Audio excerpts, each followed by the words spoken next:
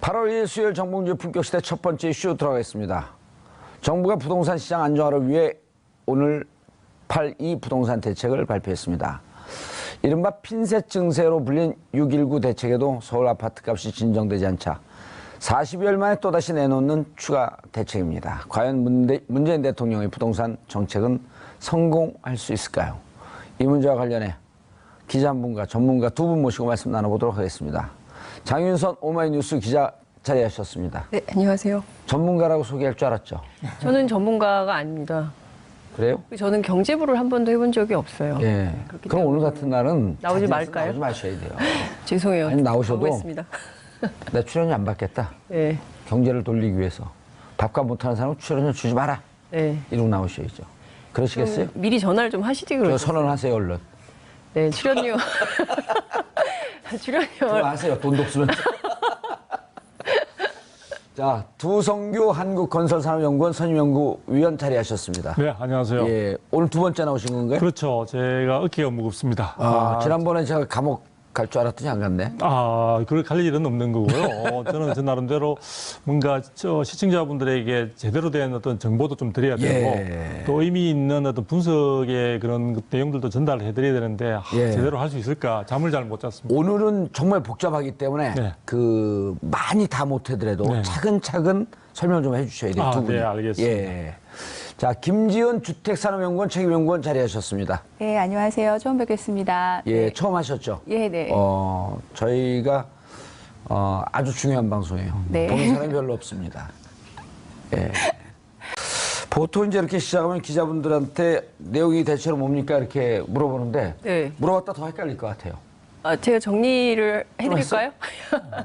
네, 어찌됐든 이번 부동산 정책은 그야말로 시장에서도 깜짝 놀랄 수준으로 파격적인 메가톤급이다라는 전망이 나오고 있습니다. 몇몇 기자들이 이제 벌써 시장 조사를 하고 있는데요. 예. 강남권 같은 경우에는 당분간 거래가 없을 가능성이 굉장히 높다라는 전망이 좀 나오고 있고요. 무엇보다 이 다주택자들에 대한 규제를 강화한 조치 그리고 다주택자들에 대해서 사회적 책임을 강화하겠다. 그러니까 세제 형태로 세금을 강화하겠다고 한 선조치는 아마 시장에서도 그렇고 이미 갭 투자나 뭐 다양한 방법으로 주택을 많이 보유하고 있었던 분들에게는 지금보다는 훨씬 세금 비중이 높아질 것을 예고한 혁신적인 대책이다.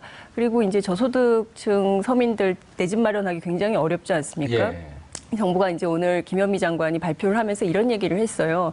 그러니까 서민들은 평생 일을 해도 예. 집 한 채를 마련하기 굉장히 어려운데 굉장히 이게 주택은 늘어나는데 그러니까 한 채를 산 사람이 또 세 채를 사고 두 채를 사고 세 채를 사고 이렇게 가면서 다주택자들이 문제다. 그렇습니다. 그래서 이제 점유율이 60%가 안 된다. 그렇기 때문에 이 문제는 굉장히 심각하기 때문에 이 문제를 제대로 잡겠다. 그리고 공공임대나 이런 부분들을 많이 늘리겠다. 특히 이제 수도권에 예. 밀집돼 있으니까요. 그래서 제가 보기에는 시장은 굉장히 특히 강남권 재개발 주택을 비롯한 이런 지역에서는 굉장히 시장은 얼어붙겠지만 대체적으로 전반적으로 국민들의 반응은 나쁘지 않은 것 같다. 예. 이런 분석이 나오고 있습니다. 두성규 박사님. 네. 이게 이런 얘기들도 있어요. 이제 우리 지역은 별로 이렇게 뜨겁고 그러지 않은데 부동산이 어디서 저렇게 폭등을 하기 때문에 이 대책이 나왔지? 하면서 조금 수도권만 조금 벗어나면 남일같이 이렇게 느껴지는 분들도 일부 있는 것 같아요. 그래서 도대체 이 부동산이 어디서 뜨겁게 오르고 있었고 무엇을 잡아야 할 필요성이 있는지 그게 원인이 있어야지 정부의 대책이 이해가 되는 거 아니에요? 네. 원인이 어디에 있는 겁니까? 네, 정확한 진단을 요구를 해 주셔가지고 저도 예. 상당히 좀 기쁜 편인데요. 예. 이 문제에 대해서 이번에 정부는 대책을 발표하면서 하나의 프레임을 만드는 것 같아요. 일단 투기 세력, 예. 그다음에 다주택자는 굉장히 도덕적으로 비난받아야 될 정도의 어떤 그런 가치를 부여해가지고 예. 굉장히 이제 하나의 처리 대상으로까지 그래야 된 것 같은데요. 우리가 이렇게 된 이유를 갖다 한번 조금 살펴보면요. 결국에 있어서는 서울 등 어떤 청약 조정 대상 지역이라고 해서 지금 예. 전국에 40곳이 지정이 되어 있습니다. 물론 청약 조정 대상 지역. 예. 그래서 그 서울 같은 경우는 각 구마다 하나씩 계산해서 이제 전국적으로 40곳이 되는데요. 그 지역들에 있어서 가격 변동 사항이 예사롭지 않았다는 그 원인이 있었는데 그것을 더 세부적으로 들어가 보게 되면 결국에 있어서는 그 해당되는 지역에는 여러 가지 호재도 있었지만 수요에 비해서 공급이 좀 부족한 측면들이 있었습니다. 예. 그런데 가장 직접적인 단초라고 한다면은 결국은 강남 지역에 있어서 재건축과 관련되는 것이 이러한 사태를 만드는 가장 첫 번째 원인이었다고 볼 수 있는데요. 강남 지역의 재건축 지역. 왜냐하면 거기가 이제 또 청약 대상 조정 지역이 되는 거죠. 그죠, 이미 되어 있습니다. 돼 되어 있고. 있는데 예. 그 강남 지역에서 재건축과 관련해서 이제 과거에 2006년도에 그 재건축과 관련된 사업에서 수익이 너무 많이 나고 그것으로 인해서 시장이 너무 과열되었으니까 아하. 그 부분을 규제하겠다는 명목으로 초과 이익 환수제가 도입이 됐습니다. 그렇죠, 재건축에 2006년도에. 대해서만 예. 재개발은 아니고요. 네. 재건축에 대해서만 그게 되었는데 실질적으로 그게 중간에 시장 변화와 함께 그것이 유야무야되면서 유예가 됐습니다. 예. 그래서 올해 말까지 유예가 되게 됩니다. 그거는 이제 사업 추진에 있어서 관리처분 인가 신청까지 된 단지에 한해서 예. 올해까지 신청을 하게 되면은 이제 유예를 받는 거죠. 그런데 내년에 그렇지 사업 진척이 느린 단지들은 내년에는 굉장히 초과이익 환수라는 것을 당하게 되니까 예. 뭐 사실상 느낌은 초과이익 환수제로 해서 그 환수금으로 돼 있지만 사실 뭐 세금과 다름없는 세금이죠. 예. 그런 부분들인데요. 그 부분에서 상당히 부담이 클 수밖에 없는 내용으로 되어 있는데 그것을 피하기 위해서 각 단지마다 특히 강남권에서 예. 굉장히 서두르게 됐죠. 서두르게 되다 보니까 재건축을 서둘렀다. 예, 서두르면서 그 진척에 따라서 결국은 멸실도 많이 일어나게 되고 그런 부분들과 함께 또 공교롭게도 서울 지역에 있어서는 공급량이 수요에 비해서 상당히 부족한 편이었습니다. 예. 부족한 편이었는데 이런 것들이 맞물리면서 시장이 좀 달아오르자 또 조금 뒤에 주택 마련을 서울 지역에 주택 마련을 꿈꾸셨던 분들의 심리가 불안해지기 시작했습니다. 야, 이러다가 지금 가격이 이렇게 오르고 또 그 멸실 수요도 있고 하다 보니까 굉장히 공급에 비해서 수요가 더 많다 보니 가격은 오르고 있는 상황이 되다 예. 보니까 그것을 지켜보고 있었던 많은 사람들이 이러다가 내 집 마련이 서울 지역에는 힘들겠구나. 그리고 또 사실은 전세 가격도 오르고 하다 보니까 많은 사람들이 서울에 살지 못하고 또 떠났습니다. 경기도로. 예. 그래서 그런 과정 속에서 결국은 대기하고 있던 수요층까지 합세하자 전반적으로 수요층들이 급격하게 늘어나면서 이런 부분들이 전체적인 강남 지역의 부동산을 달구는 주요한 원인이 됐던 거죠. 아하. 그래서 실질적으로 보면은 촉발이 아까 재건축 초과이익 환수제에 대해서 말씀을 드렸는데 예. 그 부분에 대해서 저는 뭐 다른 곳에 가서도 이야기를 하는데 재건축에 대해서 물론 예전에 2006년도에는 재건축이 부동산 시장을 과열시키는 주요한 원인이었습니다만 지금의 경우에는 그뿐만 아니라 재개발도 일부 그런 쪽의 영향들도 있고요. 또 실질적으로 서울 지역의 수요에 비해서 공급이 부족한 게 현실입니다. 그래서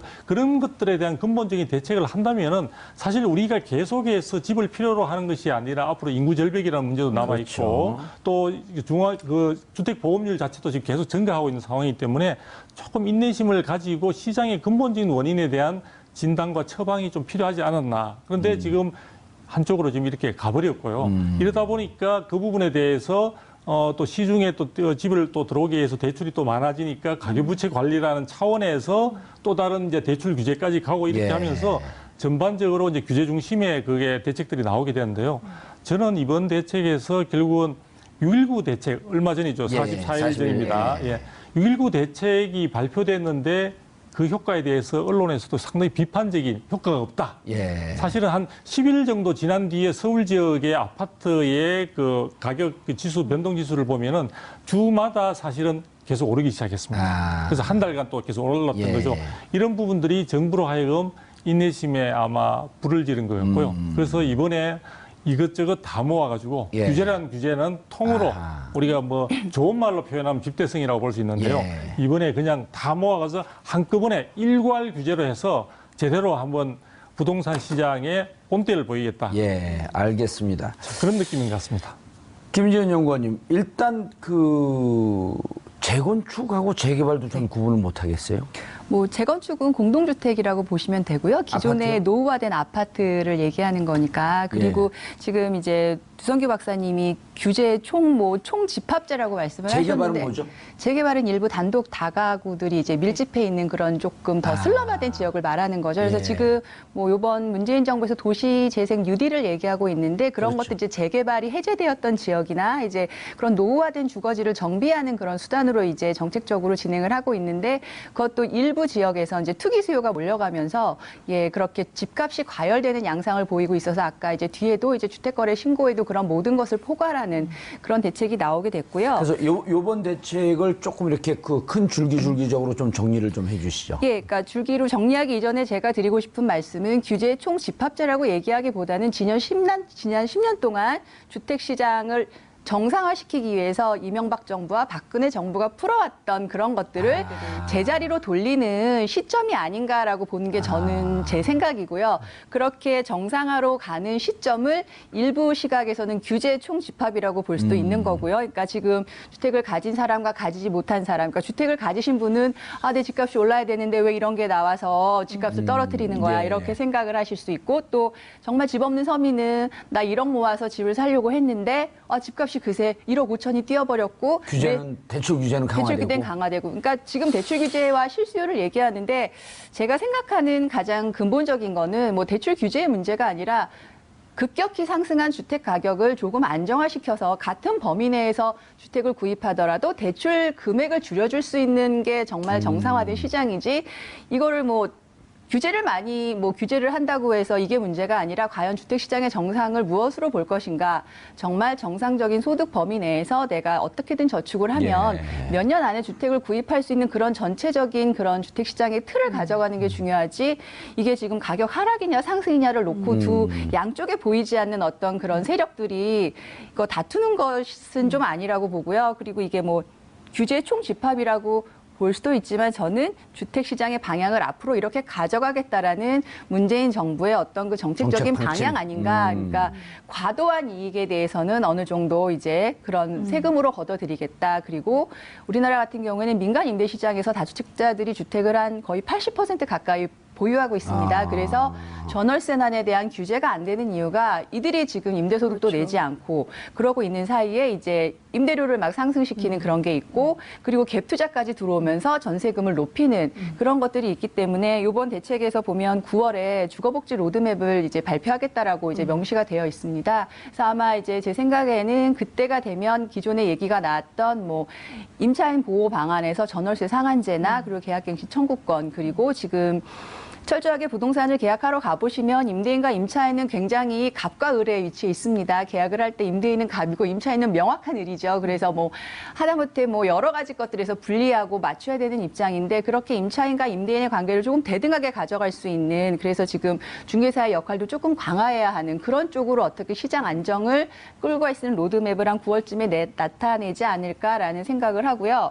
지금 뭐 대책 이번에 나온 걸 총 보니까 8월 3일부터 이제 내일부터 주택을 사시는 분들은 실거주 의무가 부과되고 그렇죠. 파시는 분들은 내년 4월 1일부터 이제 양도소득세가 이제 강하게 됩니다. 그리고 중간중간 이제 9월, 12월 이렇게 구분을 해서 9월 달에는 주택법이나 도정법, 뭐 공급에 관한 규칙해서 수요와 공급 이런 것들의 제한을 분양가 상한제까지 묶어가겠다는 법을 완성할 거고요. 12월 하반기까지에는 이제 그런 여러 가지 세제 관련해서 나왔던 양도세나 이런 것을 이제 조정을 하면서 이제 내년 4월에는 본격적으로 시행하겠다라는 그 어떤 커다란 그 길을 보여주고 있기 때문에 중간에 이제 9월에 주거복지 그 로드맵이 들어갈 것이고 그리고 지금 이제 뭐 어쨌든 빠른 시간 안에 지금 5월에 이제 대선 이후 이제 정부가 수립이 됐는데 그 핀셋 규제라고 하지만 어떻게 보면 테스트를 한 거죠. 이런 식으로 해서 정말 실수요자를 보호할 수 있는 주택 정책을 한번 펴보겠다라는 것을 이제 시장에 내놨는데 시장에서는 거침없이 상승하는 서울에 뭐 한 40개월 이상 상승하는 주택 시장 그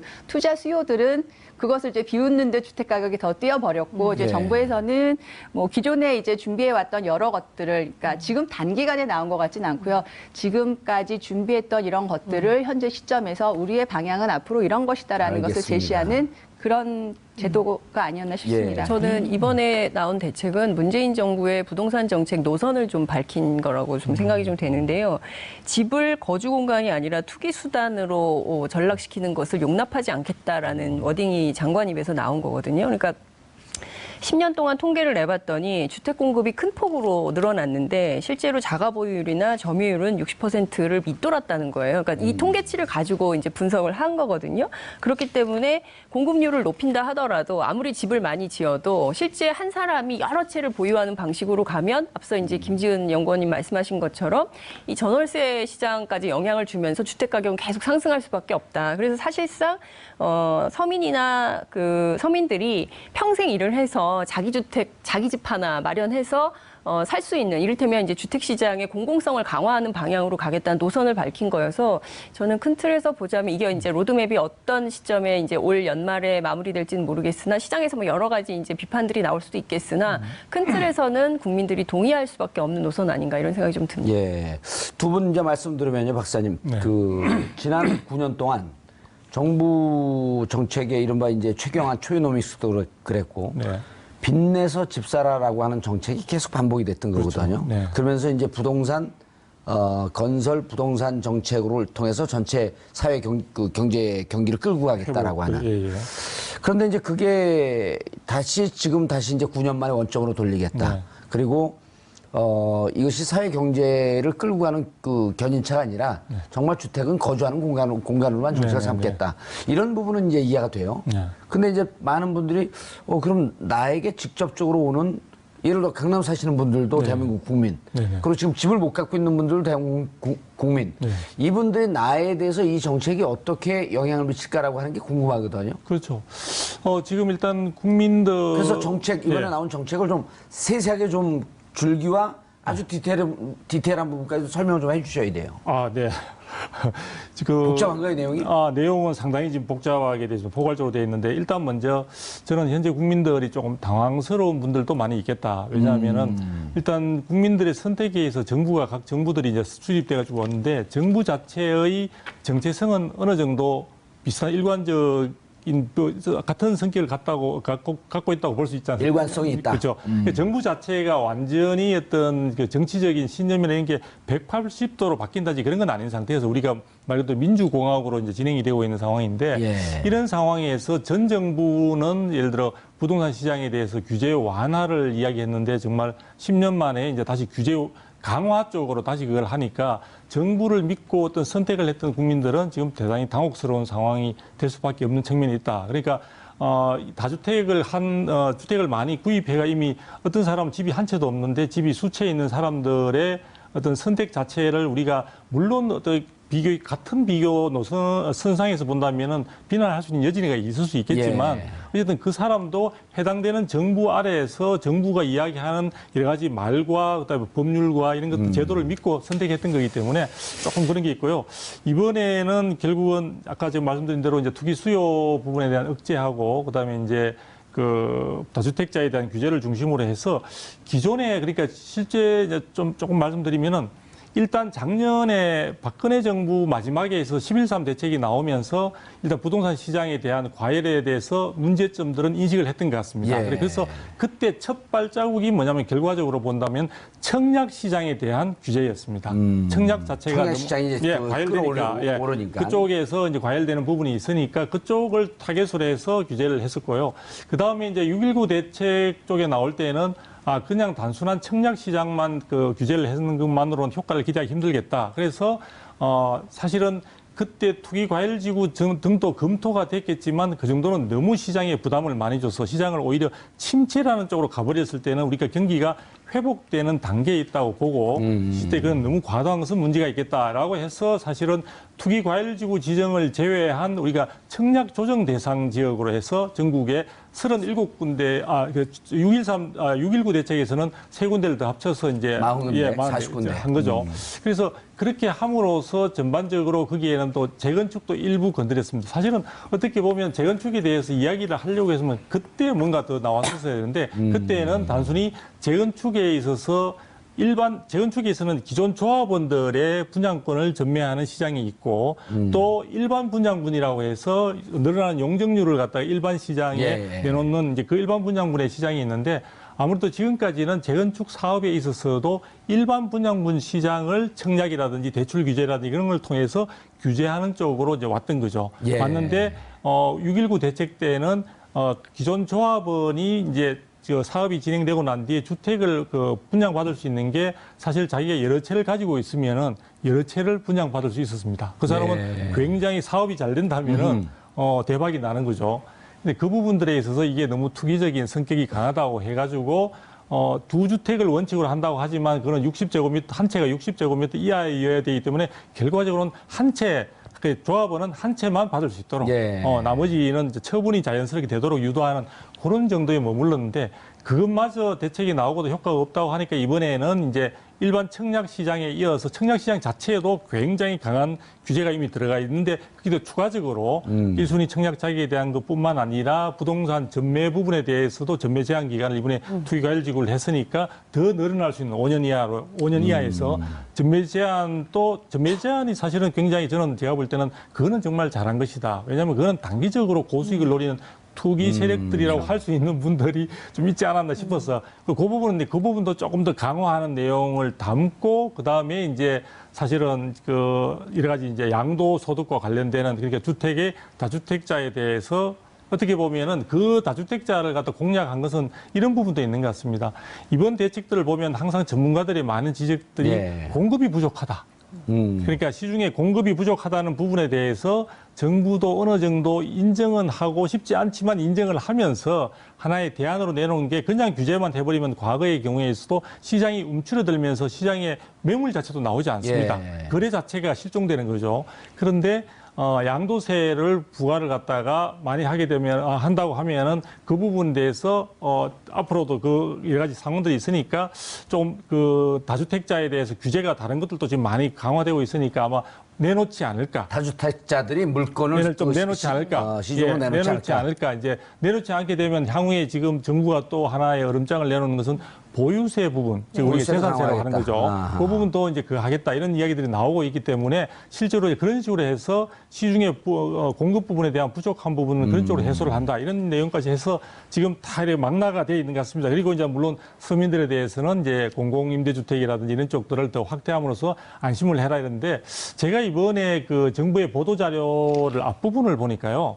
조금 제가 이제 이게 정말 정부의 인식이 정확한 어느 시점에 어느 지점에 있는가가 조금 혼란스러웠던 것은 정부는 지금 서울 시내의 주택 공급 상황에 대해서 수요 대비 공급 상황이 그렇게 부족하지 않다고 충분한 것으로 표현을 하고 있더라고요. 예. 무슨 얘기냐면은 2015년도, 14년도, 15년도에 그 인허가를 받은 그런 단지들이 많으니까 이런 식으로 간다면은 예를 들어 전문가분들은 올해의 경우만 하더라도 서울 시내 공급 물량이 실질적으로 한 5만 호 정도가 예를 들어 수요라면은 한 3만 호 정도밖에 공급이 안 되기 때문에 2만 호가 부족한 것으로 평가를 하는 경우가 대부분이었는데 예. 이번에 지금 정부에 의하면은 한 7만 호 정도가 공급이 될 것이다. 예. 그래서 강남 지역의 재건축으로 인한 멸실 수요에 대한 것들도 다 충족을 시키는 쪽으로.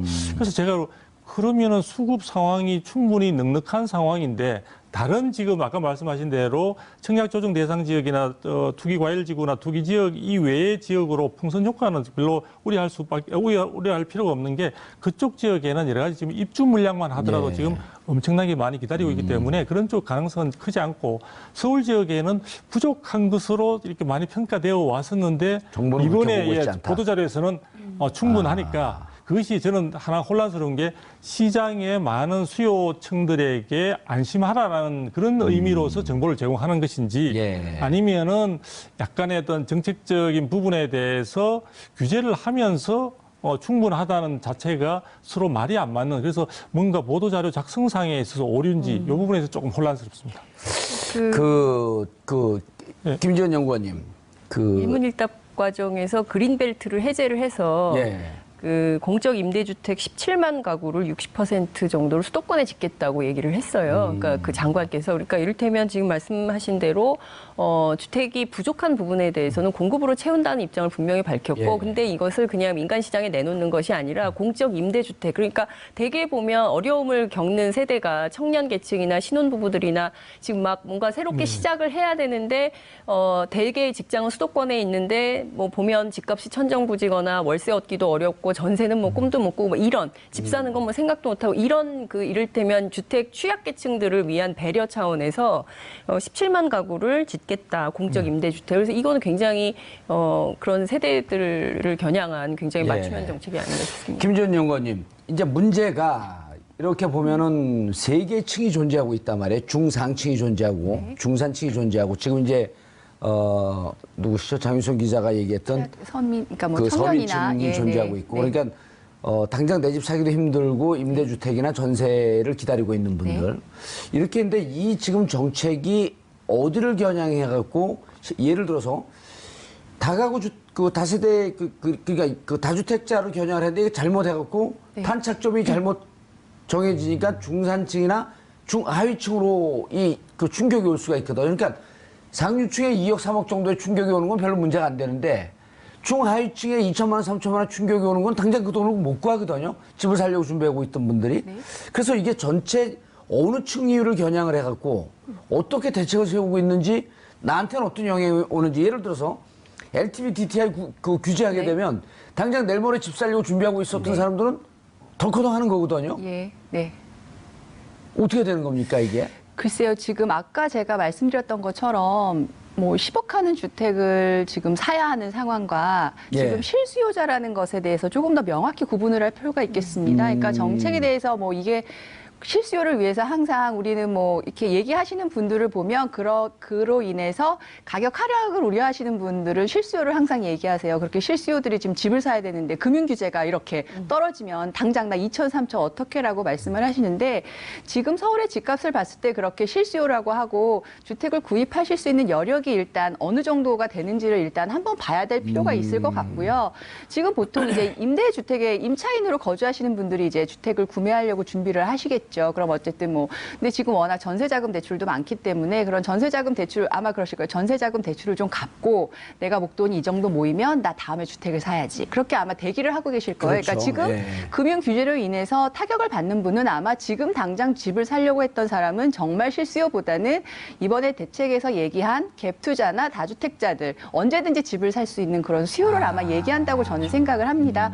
그런 사람들은 집을 내가 이제 어디를 투자할지 뭐 흔히 그러시더라고요. 주식판 보듯이 서울의 재건축 아파트나 이런 걸 보고 시세를 보고 이제 가시는데 지금 아까 이제 9월에 주택 공급 규칙을 바꾸면서 청약 규제를 청약 수요를 규제하고요. 이거 굉장히 풀었었거든요, 이전에. 그리고 이제 주택법을 개정해서 분양가 상한제, 민간택지 분양가 상한제 하겠다고 얘기하고 이러고 있습니다. 근데 민간택지 분양가 상한제가 풀린 지 얼마 안 됐습니다. 근데 이게 주택 가격이 상승한 가장 근본적인 이유는 첫째 민간 시장에서 분양가 상한제가 풀리면서 특히 재건축 같은 경우에 조합원들이 자기가 추가 부담금을 내지 않으려는 의도가 굉장히 크기 때문에 건설사와 마지막 관리 처분 단계에서 분양가를 산정할 때 어떻게든 분양가를 높게 받아서 나 추가 부담금을 내지 않고 아니면 조금이라도 내가 이익을 얻을 수 있는 그런 걸 원하겠죠. 네, 시장에 나온 물량 나오는 부분에 대해서 상한가를 그렇죠. 일반 올리게 되는 분양가. 거죠. 그러니까 그게 일반 분양가 상한제가 풀리면서 이게 촉발이 되면서 그리고 재건축 시장에도 영향을 미쳤고 분양가 상한제가 풀리면서 일반 민간 분양하는 아파트들도 이제 가격이 조금 올라가게 됐고 청약 규제가 완화가 되니까 어떻게 보면 가수요가 늘어나게 된 거죠. 옛날에는 100명만 이제 대상이 됐는데 예. 갑자기 수요 범위가 한 커지게 500명, 되니까 1000명으로 확 500, 1000명 늘어나니까. 늘어나고 그럼 이제 당연히 이거는 청약률로 이제 가시적으로 나타나겠죠. 옛날에는 뭐 한 4대1, 5대1 되던 것들이 뭐 한 10대1, 20대1 나타나게 되고 특히 전매 제한까지 풀어버리니까 그러니까 한 10%의 계약금만 있으면 분양시장에 누구나 뛰어들 수 있는. 그래서 이번 규제에서 보면은 금융 규제도 세대로 굉장히 제한을 했고요.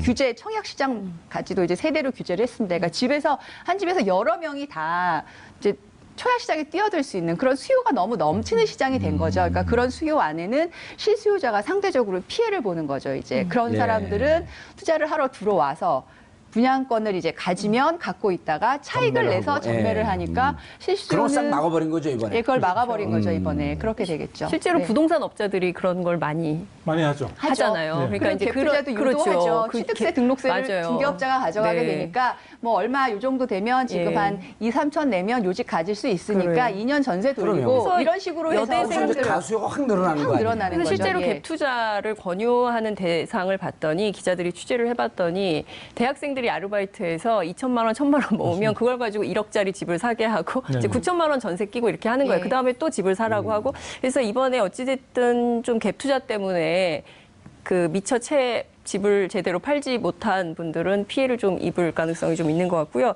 핵심은 아파트 사재기 하지 말라. 네. 하는 거거든요. 그러니까 그 누구나 공공성으로 집은 주거 공간으로 써야 되는데 이걸 가지고 예컨대 뭐 돈놀이 하듯이 아파트 놀이, 아파트 사재기를 해서 이걸 어떤 투기의 수단으로 활용하는 것은 전체적으로 하지 못하게 하겠다. 그리고 실수요자를 보호하고 단기 투기 수요를 반드시 억제하겠다라는 게 정부의 정책 방향이기 때문에 저는 괜찮은 방향이 아닌가. 그런데 이제 그 김지훈 연구원님이 말씀하셨던 주택 청약 지역 그 시장이 이제 가수요가 네, 늘어나는 네. 거 이제 그런 거는 주위에 있는 사람들도 보면 저기 한 4대 1 됐던 게 한 10대 1, 이렇게 15대 1, 20대 1가 그럼 이게 청약 시장에 뜨나본데 내 돈 저쪽에다 박을까? 그쵸, 예. 이런 생각들을 하는 거거든요. 그러니까 왜 분양을 하게 되면 10% 계약금을 내고 60% 중도금을 내고 마지막 잔금을 한 30% 정도 치르는 예. 그런 구조가 되는데 10%만 있으면 누구나 주택 그 청약 시장에 뛰어들 수 있는 구조, 그러니까 신규 시장의 갭 투자인 거죠. 그러니까 그렇게 사람들이 들어가게 되니까 예. 실제로 내가 주택을 구매하고자 해서 한 3억 5천 하는 주택이 있어서 실수요자가 이제 자금을 모아서 준비했던 실수요자가 있는데 자기는 청약에서 떨어졌어요. 근데 그쪽에 너무 살고 싶으면은 거기에다가 5천, 6천이 붙은 피를 주고 그거를 사야 되는 그런 모순된 구조가 나타나니까 예. 주택시장 그 공급 자체에서 실수요자 가져가면은 가장 좋은데 그것을 엉뚱한 사람이 투자라는 목적으로 가져가게 되는 그런 것들이 지금 너무 빈번하게 완연하게 발생하고 있었다는 게 문제죠. 박사님 이런 거네요. 그러니까 실수요자들이 주거의 개념으로 주택을 사고 팔고 하게 되면 이러한 폭발하는 네. 시장이 뜨거워질 이유가 없는데 네. 풀어놓으니까 각종 규제를 다 풀어놓고 상한제 풀어놓고 DTI 비율 올리고 LTV 그 비율 올리고 하니까 이게 굳이 내가 필요 없는데도 주택을 세 채 네 채 보유한 이것이 결국은 주택 시장을 교란하고 부동산 시장을 교란했다. 그런 이제 그것을 잡겠다. 네. 그 실수요자 내가 한 채 필요한 사람은 한 채만 갖는 시장 구조를 만들겠다 이런 거거든요. 네. 핵심이 주택 시장이 이제 지금 지적하신 대로 예. 그 부분이 맞습니다만 주택 시장의 전체적인 규모나 이런 것을 감안할 때 사실 실수요자 개념도 좀 애매하지만 실수요자만으로 사실 주택 시장이 유지되기는 쉽지 않습니다. 그건 우리나라만 그런 게 아니고 다른 나라도 다른 나라도 그런가요? 마찬가지입니다. 다른 나라 마찬가지로 볼 수 있는데요. 저는 이번에 어쨌든 실수요자 중심으로 전체적인 제도를 갖다 옮겨가는 거는 저는 방향성 자체는 공감을 하는데 수단 자체가 조금 지나치다는 그 생각을 가지는 거고요. 그다음에 아까 말씀하실 때 이제 여러 가지 양도소득세 문제라든지 그런 부분에 있어서 저는 조금 우려스러웠던 게 이번에 이제 청약 자격도 많이 강화가 됐습니다. 전에는 통장을 수도권의 경우에는 1년, 뭐 지방의 경우는 6개월만 가지고 있으면 1순위가 됐는데 이제는 이제 2년까지 늘어나게 됐잖아요. 그러면 우리가 이 제도를 그렇게 하나 새로운 변화를 주는 과정에서 좀 검토해 볼 수 있는 부분들은 뭐냐면 그 부분에서 이미 권리를 취득하고 있는 사람들한테 갑작스럽게 너 줄 서 가지고 있었는데 너 이제부터는 저 뒤에 가서 해야 돼. 라는 그러니까 우리가 기득권이라는 단어 자체가 가지고 있는 부정적인 의미도 있지만 당연한 권리로서 내가 취득해서 나는 청약할 수 있는 자격을 가지고 있다고 생각해서 계획을 수립했는데 그건 아니야. 너는 이번에 해서 너는 더 시간을 기다려야 돼. 한다든지 이제 그런 부분들도 있을 수 있고요. 그리고 예측하지 못한 부분들이 있죠. 양도소득세나 이런 부분도 결과적으로 아까 제가 잠깐 이야기했습니다. 양도소득세가 올라가나요?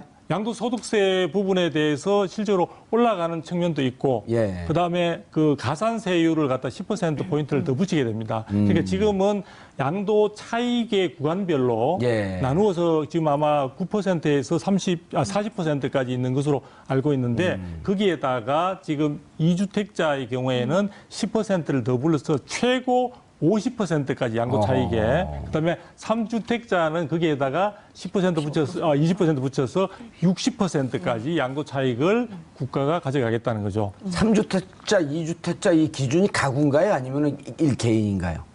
그런 가구 예를 들어 그 부부가 그렇죠. 부인 두 채, 네네. 남편 두 채 하면 내체가 되는 거죠. 그거는 그 가구별로 그렇게 하게 되는 겁니다. 가구별로 하게 되기 때문에 네. 실질적으로 생각보다 세금 자체 그 양도소득세로 인한 부담이 굉장히 커질 수 있고 그게 이제 시장의 경직을 가져오는데 그래서 저는 어쨌든 그 부분에 대한 그게 지금 제도가 지금 복잡하고 많은 내용을 담고 있는데 그 과정에 우리가 간과해서는 안 되는 게 기존의 정부를 믿고 당시의 정부를 믿고 선택했던 그 부분에 대해서 예측하지 못한 가운데 갑작스럽게 부담을 안게 되는 쪽은 이거는 앞으로도 정책에 대한 신뢰도 문제가 또 생길 수 있습니다. 그래서 알겠습니다. 그 부분들을 좀 제가 우리가 이 주의할 필요가 있습니다. 부분만 좀 첨언을 하고 싶은데요. 그러니까 이를테면 아니 왜냐하면 꽤 많이 공부를 하는데 오늘. 아니 의원님께서 본인이 해당 사항이 있으니까 자꾸 이제 다주택자의 투자를 물어봐야지. 아니 근데 그것도 그런데 투자 피해 보는 사람도 있을 것 같아요. 그것뿐만 아니라 그러니까 정부가 오늘 발표하면서 임대주택 등록 의무화를 하겠다고 네. 했습니다. 무슨 얘기냐면요. 정책의 투명성을 강화하겠다는 거예요. 그러니까 무슨 얘기냐면 집 10채 20채 가지시라 대신 임대사업자로 등록을 해라. 그리고 투명하게 세금을 내라. 그러면 정부가 뭐라고 하지 않겠다. 다만 세금도 안 내고 불로소득을 갖고 막 계속 아파트 사재기 하면서 뭐 첫 번째 한 채, 두 채, 세 채 하면서 뭐 몇 억씩 튕겨서 돈을 벌고 이런 불로소득 때문에 전월세도 못 얻어서 전전되는 그런 그 저소득층 가구들에 대한 주거 대책 이런 것은 어떻게 하냐 이 측면에서 공공성을 강화한다 이런 거기 때문에요. 저는 정책의 투명성을 강화하는 측면에서는 굉장히 좋고 특히 임대소득자들의 납세 의무를 강화한다라는 얘기를 했거든요. 네. 그러니까 이제 조세정의 차원에서도 굉장히 필요한 조치를 이번 정책에 담은 거죠. 저는요 이미 6년 전, 7년 전에 임대사업자 등록증 했는데 등록 냈어요. 집이 네 채시라면서요. 그거보다 더 많아요. 왜요? 그럼 제가 여기서 하나 잠깐 이제 짚고 아마 김지은 연구원님 계속 손들고 있었는데 계속 얘기하고 있어요. 제가 이야기함으로써 혹시 또 시청자분들 가운데 굉장히 불쾌한 느낌을 가지시는 분들이 있을 수 있는데 지금 이렇게 이제 지금 규제를 많이 하지 않습니까? 다주택자. 이렇게 우리가 이런 가운데 우리나라에는 대책이 어떤 기준이나 이런 부분들이 굉장히 모호한 측면 부분들이 있습니다. 예를 들면 아까 말씀하실 때 보면 다주택자와 다세대와 다가구가 전혀 다른 의미를 가지고 있습니다. 그런데 현재 사실 우리 국내에서 정말 정부의 규제를 전혀 받지 않는 가운데 고수익을 올릴 수 있는 데가 다가구 주택을 소유한 분들입니다. 맞습니다. 그런 단독 주택으로 분류되어 있기 때문에 다주택이 아니면서 그 안에 세대별 사실적으로 우리는 그런 단독 주택의 경우는 세대라는 표현을 쓰지 않고 가구라는 표현을 씁니다. 그래서 다 가구가 있는 상태에서 각각의 월 수입이라는 것은 임대 수입이라는 것은 상당한 부분인데 그 부분은 세금도 적고. 세금도 적죠, 당연히. 세금도 적고. 그런 많은 가운데 그분들은 전혀 이 사각지대 속에서 사실 고수익을 가지고 있는데 이번에 보니까 정부가 오피스텔이 또 상당히 문제가 많은 어떤 대상인데 그 부분은 여러 가지 신문에서 언급이 되면서 사실 이번에 규제 대상 속에 포함이 됐습니다만 실제 그 다가구 주택에 대한 것들은 이번에 전혀 검토된 바가 없다. 그래서 제가 볼 때 시장에 대해서 과연 정책 당국이 충분히 알고 있는 것처럼 해서 표현은 하고 있지만 아직도 제가 볼 때는 많은 국민들 가운데 아까 전문가 부분을 우리가 그동안에 부동산 전문가 이야기를 했는데 아마 이 대책이 나오는 가운데 오늘 밤을 새워서 또 피할 수 있는 방안들에 대한 고민들이 있지 않나 싶습니다. 김지은 연구원님, 그 이제 갭 투자가 최근에 이제 유행인데 실질적으로 시장에 맞나요? 갭 투자하시는 분들이? 글쎄요, 제 주위에도 많고요. 뭐 저한테도 갭 투자를 권유하신 분도 있고요. 근데 저는 워낙 소심하다 보니까 그리고 궁극적으로 갭 투자에 그 최종적인 수익을 얻으시는 분은 중개업자입니다. 그 중개 수수료 그렇죠. 가져가시니까요. 그러니까 내가 집 사는데 한 2, 3천 들었는데 거기에 나는 중개 수수료 부담해야 되니까 뭐 그런 것들이 있고요. 워낙 이제 전세가율이 높아지다 보니까 이제 아마 뽑으실 거예요. 어느 지역 전세가율이 몇 %다. 90%면 나 얼마 있으면 집 살 수 있다. 이런 식으로 아마 그런 식으로 시장에 들어가셨으니까. 근데 그 갭 투자는 전형적으로 주택 가격이 상승해야 이제 되는 구조인데 만약 이제 주택 가격이 이제 하락하게 되면 그런 분들이 위험에 바로 노출이 될 수는 있겠죠. 알겠습니다. 부동산 대책은 핵폭탄이 터졌는데 저희가 시간은 40분밖에 없습니다. 시장의 진행 상황, 추이를 보면서 다시 한번 기회를 잡도록 하겠습니다. 적인 효과가 없다. 사실은 한 10일 정도 지난 뒤에 서울 지역의 아파트의 그 가격 지수 변동 지수를 보면은 주마다 사실은 계속 오르기 시작했습니다. 그래서 한 달간 또 계속 올랐던 거죠. 이런 부분들이 정부로 하여금 인내심에 아마 불을 지른 거였고요. 그래서 이번에 이것저것 다 모아가지고 예. 규제라는 규제는 통으로 아. 우리가 뭐 좋은 말로 표현하면 집대성이라고 볼 수 있는데요. 예. 이번에 그냥 다 모아가서 한꺼번에 일괄 규제로 해서 제대로 한번 부동산 시장에 본때를 보이겠다. 예, 알겠습니다. 그런 느낌인 것 같습니다. 김지은 연구원님, 일단 그 재건축하고 재개발도 좀 구분을 못 하겠어요?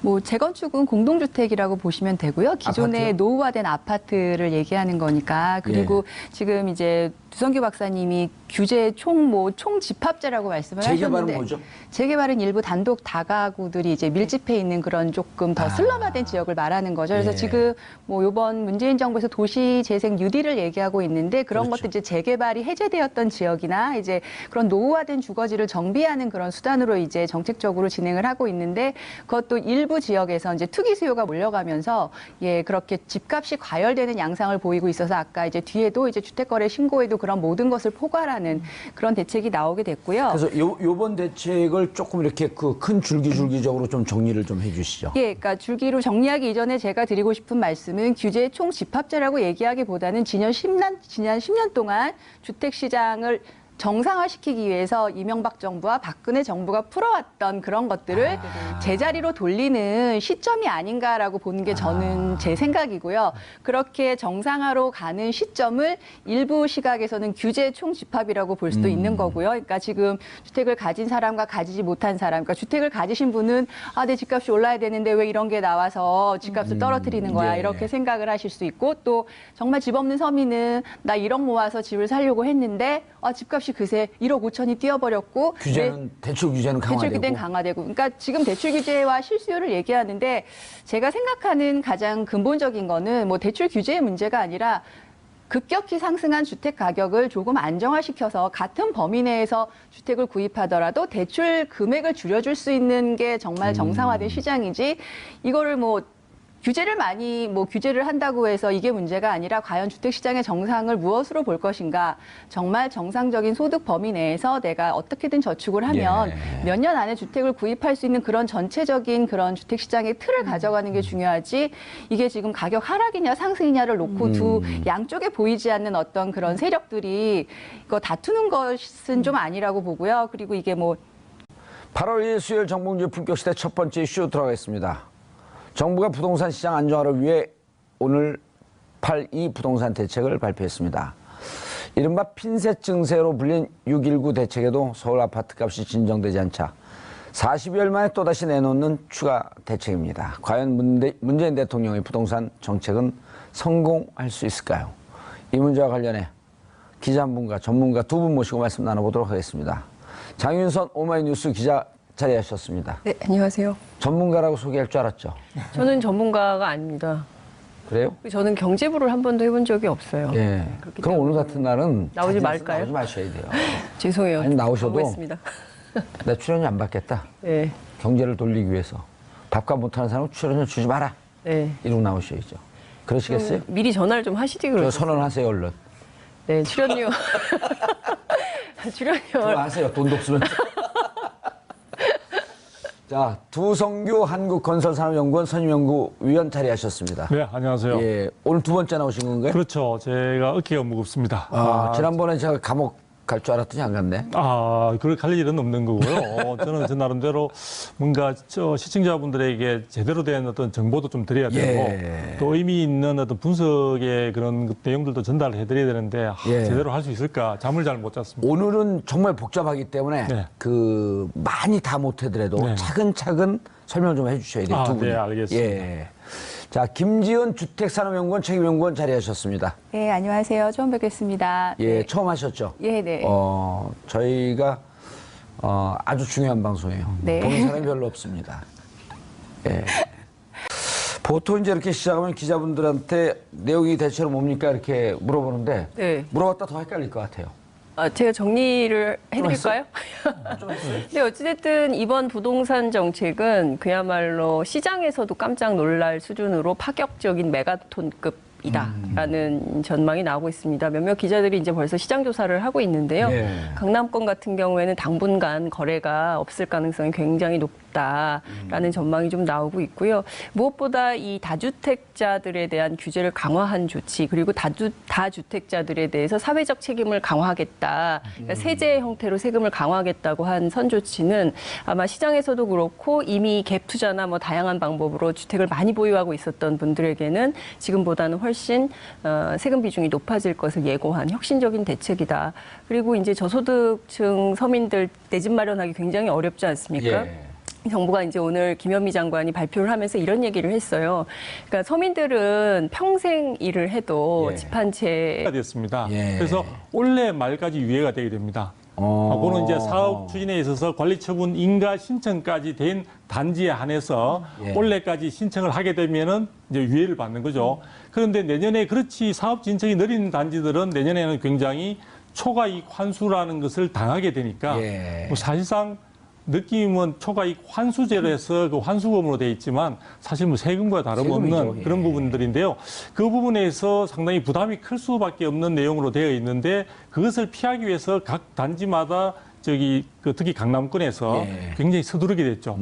서두르게 되다 보니까 재건축을 서둘렀다. 예, 서두르면서 그 진척에 따라서 결국은 멸실도 많이 일어나게 되고 그런 부분들과 함께 또 공교롭게도 서울 지역에 있어서는 공급량이 수요에 비해서 상당히 부족한 편이었습니다. 예. 부족한 편이었는데 이런 것들이 맞물리면서 시장이 좀 달아오르자 또 조금 뒤에 주택 마련을 서울 지역에 주택 마련을 꿈꾸셨던 분들의 심리가 불안해지기 시작했습니다. 야 이러다가 지금 가격이 이렇게 오르고 또 그 멸실 수요도 있고 하다 보니까 굉장히 공급에 비해서 수요가 더 많다 보니 가격은 오르고 있는 상황이 되다 예. 보니까 그것을 지켜보고 있었던 많은 사람들이 이러다가 내 집 마련이 서울 지역에는 힘들겠구나. 그리고 또 사실은 전세 가격도 오르고 하다 보니까 많은 사람들이 서울에 살지 못하고 또 떠났습니다. 경기도로. 예. 그래서 그런 과정 속에서 결국은 대기하고 있던 수요층까지 합세하자 전반적으로 수요층들이 급격하게 늘어나면서 이런 부분들이 전체적인 강남 지역의 부동산을 달구는 주요한 원인이 됐던 거죠. 아하. 그래서 실질적으로 보면은 촉발이 아까 재건축 초과이익 환수제에 대해서 말씀을 드렸는데 예. 그 부분에 대해서 저는 뭐 다른 곳에 가서도 이야기를 하는데 재건축에 대해서 물론 예전에 2006년도에는 재건축이 부동산 시장을 과열시키는 주요한 원인이었습니다만 지금의 경우에는 그뿐만 아니라 재개발도 일부 그런 쪽의 영향들도 있고요. 또 실질적으로 서울 지역의 수요에 비해서 공급이 부족한 게 현실입니다. 그래서 그런 것들에 대한 근본적인 대책을 한다면은 사실 우리가 계속해서 집을 필요로 하는 것이 아니라 앞으로 인구 절벽이라는 문제도 남아 있고 또 주택 보험률 자체도 지금 계속 증가하고 있는 상황이기 때문에 조금 인내심을 가지고 시장의 근본적인 원인에 대한 진단과 처방이 좀 필요하지 않았나. 그런데 지금 한쪽으로 지금 이렇게 가버렸고요. 이러다 보니까 그 부분에 대해서 또 시중에 또 집을 또 들어오기 위해서 대출이 또 많아지니까 가계부채 관리라는 차원에서 또 다른 이제 대출 규제까지 가고 이렇게 예. 하면서 전반적으로 이제 규제 중심의 그게 대책들이 나오게 되는데요. 저는 이번 대책에서 결국은 6.19 대책 얼마 전이죠. 예, 44일 전입니다. 예. 예. 6.19 대책이 발표됐는데 그 효과에 대해서 언론에서도 상당히 를 마련하기 굉장히 어려운데 굉장히 이게 주택은 늘어나는데 그러니까 한 채를 산 사람이 또 세 채를 사고 두 채를 사고 세 채를 사고 이렇게 가면서 다주택자들이 그렇죠. 문제다. 그렇습니다. 그래서 이제 점유율이 60%가 안 된다. 그렇기 때문에 이 문제는 굉장히 심각하기 때문에 이 문제를 제대로 잡겠다. 그리고 공공임대나 이런 부분들을 많이 늘리겠다. 특히 이제 수도권에 예. 밀집돼 있으니까요. 그래서 제가 보기에는 시장은 굉장히 특히 강남권 재개발 주택을 비롯한 이런 지역에서는 굉장히 시장은 얼어붙겠지만 대체적으로 전반적으로 국민들의 반응은 나쁘지 않은 것 같다. 예. 분석이 나오고 있습니다. 투성규 박사님. 네. 이게 이런 얘기들도 있어요. 이제 우리 지역은 별로 이렇게 뜨겁고 그러지 않은데 부동산이 어디서 저렇게 폭등을 하기 때문에 이 대책이 나왔지? 하면서 조금 수도권만 조금 벗어나면 남일같이 이렇게 느껴지는 분들도 일부 있는 것 같아요. 그래서 도대체 이 부동산이 어디서 뜨겁게 오르고 있었고 무엇을 잡아야 할 필요성이 있는지 그게 원인이 있어야지 정부의 대책이 이해가 되는 거 아니에요? 네. 원인이 어디에 있는 겁니까? 네, 정확한 진단을 요구를 해 주셔가지고 저도 예. 상당히 좀 기쁜 편인데요. 예. 이 문제에 대해서 이번에 정부는 대책을 발표하면서 하나의 프레임을 만드는 것 같아요. 일단 투기 세력, 예. 그다음에 다주택자는 굉장히 도덕적으로 비난받아야 될 정도의 어떤 그런 가치를 부여해가지고 예. 굉장히 이제 하나의 처리 대상으로까지 그래야 된 것 같은데요. 우리가 이렇게 된 그 이유를 갖다 한번 조금 살펴보면요. 결국에 있어서는 서울 등 어떤 청약 조정 대상 지역이라고 해서 예. 지금 전국에 40곳이 지정이 되어 있습니다. 물론 청약 조정 대상 지역. 예. 그래서 그 서울 같은 경우는 각 구마다 하나씩 계산해서 이제 전국적으로 40곳이 되는데요. 그 지역들에 있어서 가격 변동 사항이 예사롭지 않았다는 그 원인이 있었는데 그것을 더 세부적으로 들어가 보게 되면 결국에 있어서는 그 해당되는 지역에는 여러 가지 호재도 있었지만 수요에 비해서 공급이 좀 부족한 측면들이 있었습니다. 예. 그런데 가장 직접적인 단초라고 한다면은 결국은 강남 지역에 있어서 재건축과 관련되는 것이 이러한 사태를 만드는 가장 첫 번째 원인이었다고 볼 수 있는데요. 강남 지역의 재건축 지역. 왜냐하면은 거기가 이제 또 청약 대상 조정 지역이 되는 거죠. 그죠. 이미 되어 있습니다. 돼 되어 있고. 있는데 예. 그 강남 지역에서 재건축과 관련해서 이제 과거에 2006년도에 그 재건축과 관련된 사업에서 수익이 너무 많이 나고 그것으로 인해서 시장이 너무 과열되었으니까 아하. 그 부분을 규제하겠다는 명목으로 초과 이익 환수제가 도입이 됐습니다. 그렇죠. 재건축에 2006년도에. 대해서만. 예. 재개발은 아니고요. 네. 재건축에 대해서만 그게 되었는데 실질적으로 그게 중간에 시장 변화와 함께 그것이 유야무야되면서 유예가 규제 총집합이라고 볼 수도 있지만 저는 주택 시장의 방향을 앞으로 이렇게 가져가겠다라는 문재인 정부의 어떤 그 정책적인 정책 방침. 방향 아닌가. 그러니까 과도한 이익에 대해서는 어느 정도 이제 그런 세금으로 걷어들이겠다. 그리고 우리나라 같은 경우에는 민간 임대 시장에서 다주택자들이 주택을 한 거의 80% 가까이 보유하고 있습니다. 그래서 전월세난에 대한 규제가 안 되는 이유가 이들이 지금 임대소득도 내지 않고 그러고 있는 사이에 이제 임대료를 막 상승시키는 그런 게 있고 그리고 갭 투자까지 들어오면서 전세금을 높이는 그런 것들이 있기 때문에 이번 대책에서 보면 9월에 주거복지 로드맵을 이제 발표하겠다라고 이제 명시가 되어 있습니다. 그래서 아마 이제 제 생각에는 그때가 되면 기존에 얘기가 나왔던 뭐 임차인 보호 방안에서 전월세 상한제나 그리고 계약갱신 청구권 그리고 지금 철저하게 부동산을 계약하러 가보시면 임대인과 임차인은 굉장히 갑과 을의 위치에 있습니다. 계약을 할 때 임대인은 갑이고 임차인은 명확한 을이죠. 그래서 뭐 하다못해 뭐 여러 가지 것들에서 분리하고 맞춰야 되는 입장인데 그렇게 임차인과 임대인의 관계를 조금 대등하게 가져갈 수 있는 그래서 지금 중개사의 역할도 조금 강화해야 하는 그런 쪽으로 어떻게 시장 안정을 끌고 갈 수 있는 로드맵을 한 9월쯤에 나타내지 않을까라는 생각을 하고요. 예. 지금 뭐 대책 이번에 나온 걸 총 보니까 8월 예. 3일부터 이제 내일부터 주택을 사시는 분들은 실거주 의무가 부과되고 그렇죠. 파시는 분들은 내년 4월 1일부터 이제 양도소득세가 이제 강하게 됩니다. 그리고 중간중간 이제 9월, 12월 이렇게 구분을 해서 9월 달에는 주택법이나 도정법, 뭐 공급에 관한 규칙해서 수요와 공급 이런 것들의 제한을 분양가 상한제까지 묶어가겠다는 법을 완성할 거고요. 12월 하반기까지에는 이제 그런 여러 가지 세제 관련해서 나왔던 양도세나 이런 것을 이제 조정을 하면서 이제 내년 4월에는 본격적으로 시행하겠다라는 그 어떤 커다란 그 길을 보여주고 있기 때문에 중간에 이제 9월에 주거복지 그 로드맵이 들어갈 것이고 그리고 지금 이제 뭐 어쨌든 빠른 시간 안에 지금 5월에 이제 대선 이후 이제 정부가 수립이 됐는데 그 핀셋 규제라고 하지만 어떻게 보면 테스트를 한 거죠. 이런 식으로 해서 정말 실수요자를 보호할 수 있는 주택 정책을 한번 펴보겠다라는 것을 이제 시장에 내놨는데 시장에서는